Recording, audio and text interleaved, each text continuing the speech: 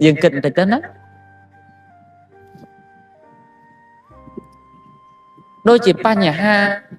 trôi năm chứ rương trôi năm bay ngay tê và đa mình cho có sách tê và đa tới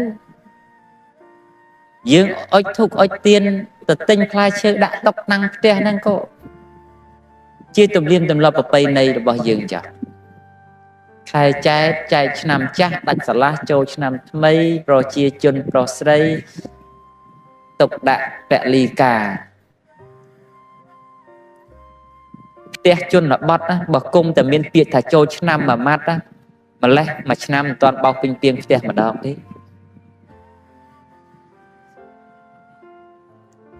ដោយសារតែលឺថា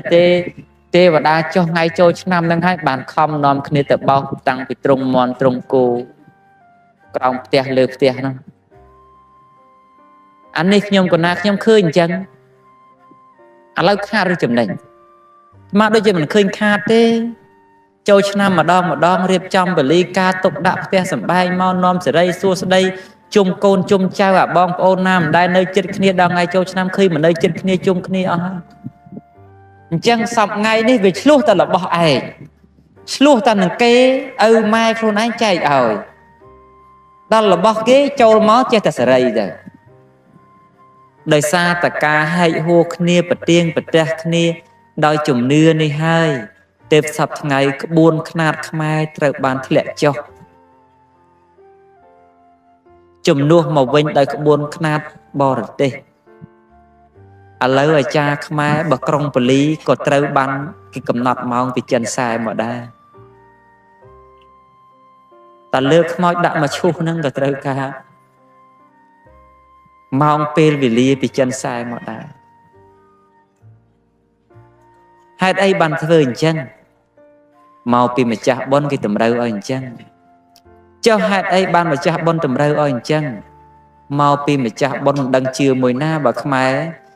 មកបាក់ថាកុំធ្វើអញ្ចឹងវាមិនត្រូវទេមិនបាច់ប្រកាន់ក្បួនប្រកាន់ខ្នាតអីទេដល់មកខាងទៀតថាត្រូវតែប្រកាន់ដល់តែខ្មែរអ្នកឆ្លោះគ្នាបានផល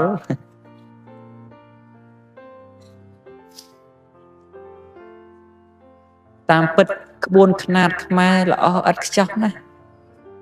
ខ្ញុំក៏ណាខ្ញុំពិនិត្យមើលទៅមានចប់សពគ្រប់អស់រឹកពេលវេលាម៉ោងមង្គលដែតលិចជាអ្នកខត្តរឹកជាមិនអ្នកខត្តរឹកជាកាលកិណីជាជោគជារិស័យមិនមែនជាជោគមិនមែនជារិស័យអីមានទាំងអស់តែហេតុអីបានយើងធ្លាក់ចុះអន់ខ្សោយមកពីយើងឆ្លោះគ្នាថាឆ្លោះគ្នានឹងក្បួននឹងខ្នាតក៏ឆ្លោះទៅចោះសម្ដេចព្រះសង្ឃរាជជួនណាតព្រះអង្គខំពង្រួបពង្រួមឲ្យមានអ៊ីមេហេទីបាធូបាទិសការេនឹងឡើងព្រះអង្គថាសាសនាមួយគេប្រកាន់ការបូជាបែបនេះបែបនោះទៅអញ្ចឹងកុំឲ្យឆ្លោះគ្នាព្រះអង្គថាឲ្យមានការបូជាទាននឹងធុកអីចឹងទៅដល់តែសប្តាហ៍ថ្ងៃចង់អាឆ្លោះគ្នារឿងអុជទាននឹងធុកនឹងទៅទៀត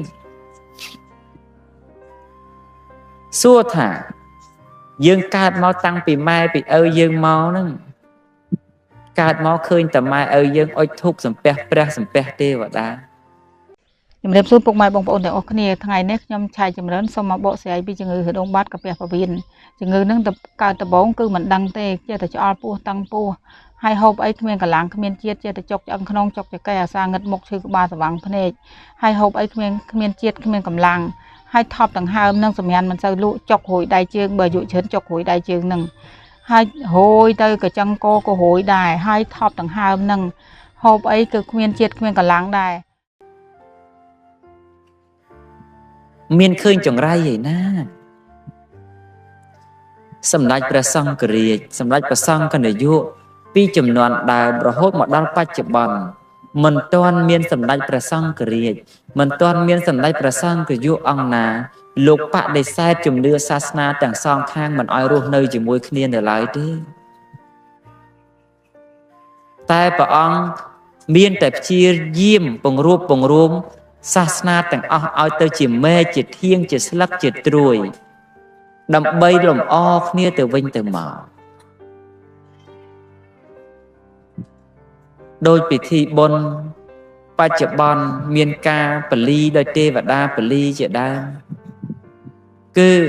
ជាការលំអគ្នាទៅវិញទៅមកសបញ្ជាក់ឲ្យឃើញអំពីប្រពៃណីនិងវប្បធម៌ទៅវិញទេព្រោះថារឿងជំនឿរឿងប្រពៃណីនេះហើយវាជាដួងព្រលឹងផ្សំឲ្យរបស់ទាំងអស់នោះរស់រវើកដូចជាសំណង់អគារពុទ្ធសាសនាស្ដីបើអត់មានជំនឿអត់មានប្រពៃណីទៅក្នុងនឹងទេគឺអត់រស់រវើកទេ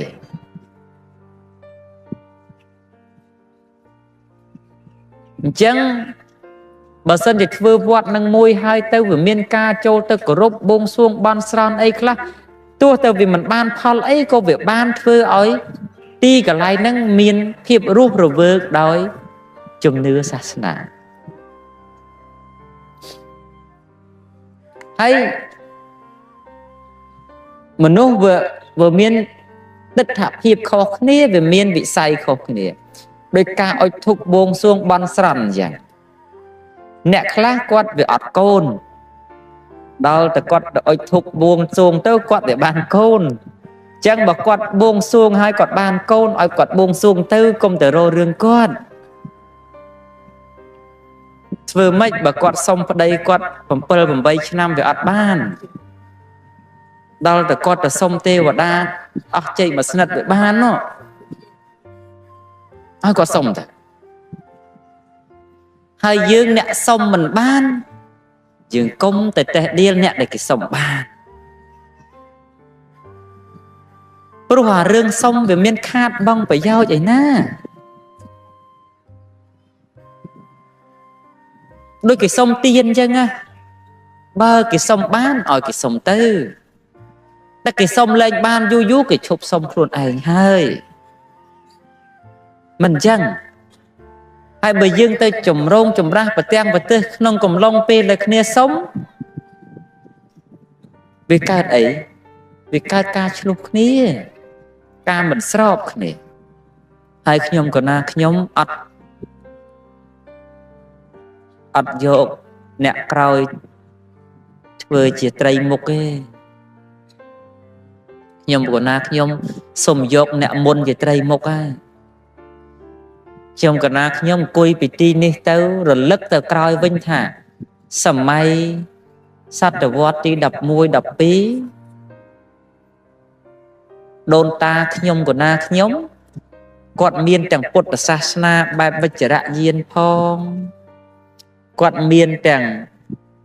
ព្រហ្មញ្ញសាសនាផងគាត់មានទាំងជំនឿព្រលឹងដូនតាផងប្រទេសគាត់ប្រទេសយើងកាលនោះរុងរឿងដោយចម្លាក់ប្រាសាទវិសាលភាពទឹកដីធំទូលាយប្រជាពលរដ្ឋរស់នៅសុខដុមរមណីយកម្មផ្នែកជំនឿនិងសាសនាបន្សល់ទុកឲ្យបាននៅចម្លាក់ក្បូរក្បាច់ដ៏អវិចិត្រវប្បធម៌ប្រពៃណីអក្សរសាស្ត្រទំនៀមទម្លាប់បន្សល់ឲ្យបាននៅល្បែងល្បាំចម្រៀងមហោរីភ្លេងក្បាច់គុនច្រើនសម្បូរបែបទុកមកឲ្យយើងហើយបើគាត់គោរពអង្ការនោះវាខុសតើយើងក្រាន់បើជាងគាត់ឬគាត់ខាងហ្នឹងក្រាន់បើជាងយើងថ្ងៃនេះខ្ញុំសូមបកស្រាយបញ្ហាជំងឺរដូងបាតកាពះពោះវៀនព្រោះកើតដំបូងគឺមិនដឹងទេគ្រាន់ថាទី1គឺឆ្អល់ពោះតឹងពោះអសបអសល់អញ្ចឹងបាត់ជើងតិចបាត់ជើងមកអស់អញ្ចឹងធ្វើយើងហូបបន្លែឆៅទៅវាទៅជារៀកមកភ្លាមអត់កិនទេហើយឆ្អល់ទៅថប់ដង្ហើមទៅរួយកស្វាងភ្នែកសម្រាប់អត់គ្រប់គ្រាន់រួយដៃរួយជើងចុកឆ្អឹងខ្នងក្បាលយើងអាសាឈឺទៅស្លុបបើសិនបាត់ជើងមិនអស់គឺឈាមរត់អត់ស្រួលវារួយកស្វាងភ្នែក